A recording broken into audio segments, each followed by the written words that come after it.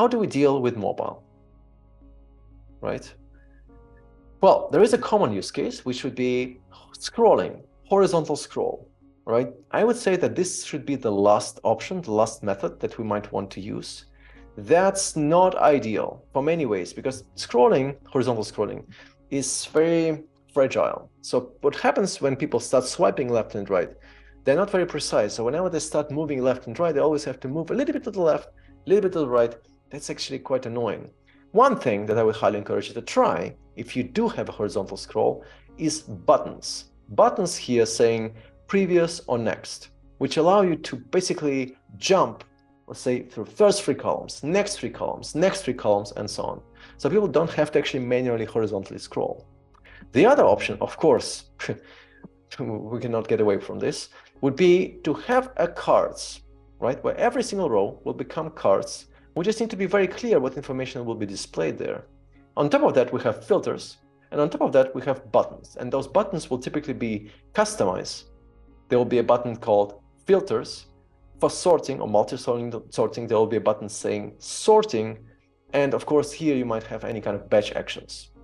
So you might also have a checkbox living here on the side. Whenever you mark them, you will have batch actions appearing on the top.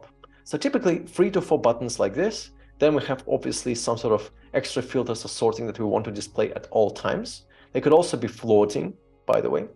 And then we have cards where we're displaying things that are important, right? Not everything, but things that are important. And most importantly, we absolutely need a customize button, right? The reason why there are 4, because we could also have a compare button or something like that, right? So this could be quite helpful. Example, very quick example. So when we look at something like this, let's say, right?